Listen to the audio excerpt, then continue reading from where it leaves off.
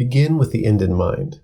It's a very powerful idea from the late Stephen Covey, who was really a pioneer in the field of personal effectiveness. And although his approach to self-organization has largely been overtaken by the getting things done, or GTD methodology, invented by David Allen, there's a lot of commonality between the two, and fundamentally, I would say, the main thing that they have in common is this idea of beginning with the end in mind. One example of that in GTD is thinking about desired outcomes, those things that you want to be true, and using that to choose next actions or next steps to guide you in that direction. One of the areas where I see people often struggle in GTD is with the idea of contexts. Context being those places where you go to look at an inventory of options to decide what to do next, and also those places into which you put some of your best thinking and ideas in order to be able to have them back later. But how do you decide what a context is, what that really means for you, and when you're going to want to see what, essentially? And this is where the idea of beginning with the end in mind very much comes into play in a useful and powerful way.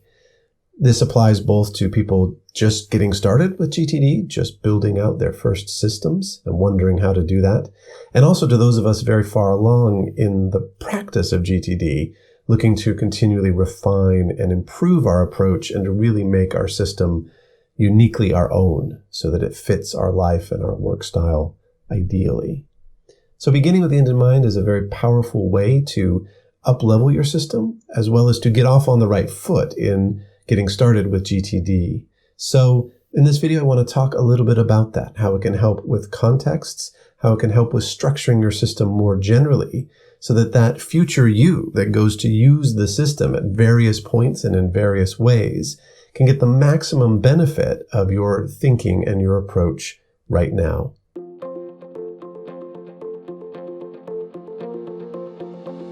So the idea of starting from an end point is actually a very common approach in any kind of system design.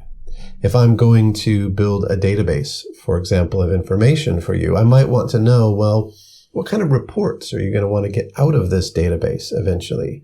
What kind of ways are you going to want to have of seeing the information represented back to you? As well as how easily can you put information into the database? What are the ways you're going to input from it in order to know what kind of an ideal structure for that database would be? Now, the same is absolutely true of your contexts. So what I recommend to people when they're getting going with the getting things done methodology, and when they're looking to kind of revisit their system, maybe you've drifted a bit from using it, maybe it feels a little more abstract rather than practical, that's a great opportunity to look at your contexts.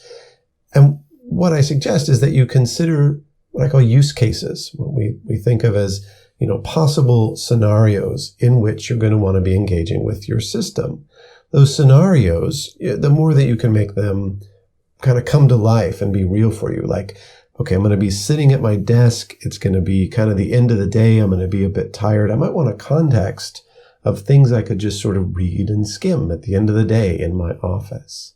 Or, for example, you might be thinking, okay, there's this, part of the property that I visit often. In fact, we have someone who's a Getting Things Done practitioner who has a context called the South Barn, right? Because in fact, there are things that person can do in the South Barn that they can't do anywhere else. And many times they've left the South Barn going, oh my gosh, I forgot to do that particular thing. And now it's a big trek back across a muddy field to get there and do that. It's an unusual example, but it shows you that context can be as unique as really you and your life are. So thinking about use cases, thinking about those scenarios in which you're going to be actually going to the system and wanting to get a specific type of information out, thinking about where you're going to be, the mindset you're going to be in, what the physical resources are that you have around you, any people that might be readily available for you to contact. Factoring all of those things in can make a big, big difference in whether your context feel like, well, something this person recommended to me that, seems like everyone else has this, at office context. But in reality, I just have a computer context. I have a context of everything that I do when I have a computer and an internet connection, and that makes more sense to me.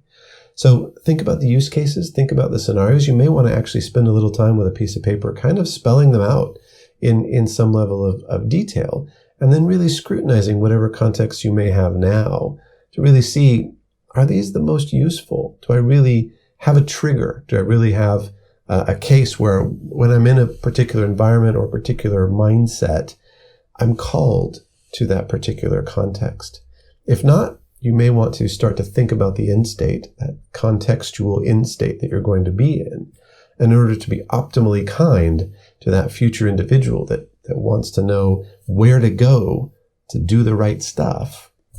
And of course, we want to support that individual because that's a very, very powerful and very good intent. In order to support that person, you need to really be thinking about, when they're in that state, what's going to prompt them to go where? And what is that where? What is that end that you're going to have in mind when you design your contexts and when you start using your context by inputting information in terms of projects and very next actions? Okay, so that's the first way that you can sort of begin with the end in mind to start to have use case driven contexts, as I call them. But there's another really key area that's absolutely fundamental to making GTD work and stick for you in the long term. And that's something we call the weekly review. It's the opportunity to back up, to gain perspective, to look at the system in a more holistic way, to have that more intuitive understanding of how all the pieces fit together, guide you in the coming week in the decisions that you choose to make. And here, equally, it is important to be thinking actually about that weekly review, about that process that you're going to be in when you're doing the weekly review, when you are designing and refining your system. Is it going to be easy for you to drill through various different levels and hierarchies of types of projects when you're doing the project review component of this? Or would it be better to have that kept more simply and more flat so that you can quickly scan through all of that and know whether or not these different projects are done and mark them off accordingly? When you get to the waiting for stage, is it really fast and easy to answer the question, who do I need to follow up with? And how? I've taken, for example, to saying, mark at Slack, right? So that I know that that's the way that came into me, and that actually I'm going to want to respond on that Slack channel as the preferred way of communicating back to them that, hey, I need to follow up because I haven't seen this yet. Little subtle refinements like that, little subtle tweaks that come from putting yourself in the shoes of doing your weekly review and from having the awareness, the meta awareness when you are actually doing it of, hey, someone else set me up here. Did they set me up ideally? Did they set me up optimally? Are the contexts really real and clear? Are the different components of the system really ideal? When I go to my calendar, for example, do I have a load of sort of stacked entries horizontally that are, basically sort of made up reminders and time slots, or double booked meetings that are confusing my brain and making it hard for me to know what really is white space and what really is a commitment in time? If so, these are the kind of things to start cleaning up and shoring up in advance of that weekly review, so that the review process doesn't necessarily become overburdened with a bunch of conceptual approaches to organization that don't really work or don't really suit you. The more you can make the weekly review fast and easy and straightforward and a nice little tidy up, basically, of your system, rather than this constant sort of battle with the system, the more you're being kind to your future self in that respect, the more you're thinking in terms of that end of being in the weekly review state and having that at the forefront of your mind when you're using the system.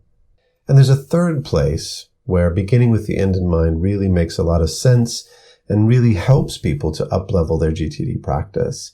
And this is in what we call the higher horizons, beyond just the desired outcomes and next steps you might take. And this is actually where it marries up most with thinking of people like Stephen Covey, who were thinking very much about the big picture and how that precipitates down into your day-to-day activities and where you focus and what your values are as you manifest them in life. In fact, as I understand it, begin with the end in mind, a la Covey, really was a bit of a memento mori, right? It really was about how are you going to want to have lived your life when you get to that final end? And what does that mean about the ways you're going to be engaging and behaving right now? So these higher horizons do get subtle and powerful and even existential if you want and choose, but they are also very practical. The very next horizon up from your desired outcome level is, of course, what we call areas of focus, ongoing areas of responsibility, job roles in your life, such as parent or homeowner, and getting real about how you're going to review these, how you're going to use these to inform on a practical basis your day-to-day life and your relationship to your system as a kind of second brain that helps you run your life is a huge key toward making these really work and bringing them down from an abstract sort of nice idea into a practical reality that can actually inform what you're doing moment to moment. An example of this is really just simply how you store, for example, things like your horizons of focus and where and in what format. For me, having a kind of spider diagram, like what's sometimes called a mind map, where there's sort of branching nodes coming out from a central idea, which is my horizons of focus, is very valuable to me because then I'm in a kind of right-brained mode. I can scan through all of that quickly and easily. And it's also something that I know I can refer to anytime I want or need to spark thinking rather than having it as a sort of flat outlined list, which may not be as conducive to that particular kind of thinking. That's for me. That's how my brain works. That's me being sort of kind to the future self and beginning with the end state in mind, not of the format in itself, but the end state of being in a receptive place to examining those different horizons and taking away practical next steps by way of desired outcomes and next actions to make sure that those horizons stay on track. And really, that's one of the biggest keys about end state thinking is that you not only think about the format that's going to be ideal, but also, and this is true in data design as well, what's going to be actionable as a result of that? When you get that report back from the database, what could it potentially tell you that's going to change your business behavior?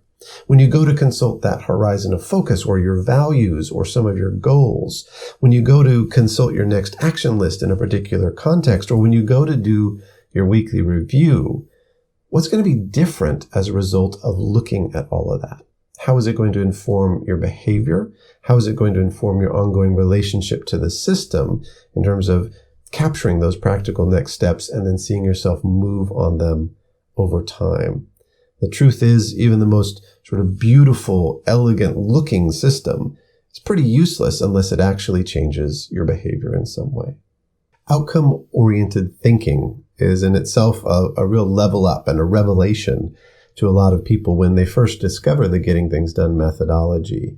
It allows them to identify a clear goal state, a clear finish line that they're one day going to cross, that then informs the ways in which they go about orientating themselves along the way toward that goal through next actions and, of course, through practical steps.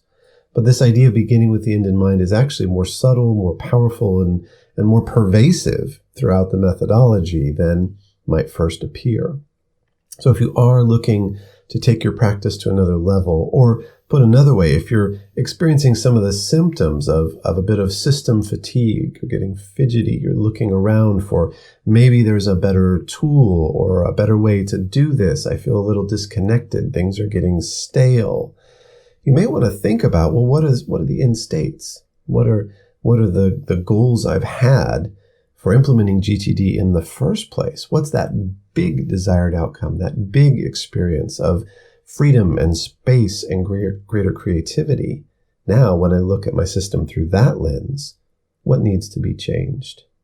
Hopefully this has been helpful to you to give you some food for thought, and more than that, I'm hoping that you'll take away some practical next steps in relation to your system to continue to refine and improve it from here. As always, if you've enjoyed this, I and my colleagues put these videos out regularly. And if you're really interested in taking your GTD practice to a whole nother level, we now have a membership subscription program on YouTube called the GTD Collective. And for a low monthly fee, you can get exclusive first access to these videos and truly exclusive access to member-only videos that we don't publish anywhere else, as well as access to live events like our live weekly reviews where people come together and support each other in doing this critical behavior, asking questions of the experts and each other, and just generally hanging out and supporting each other in doing GTD. That's available to anyone in the UK or Ireland that wants to sign up.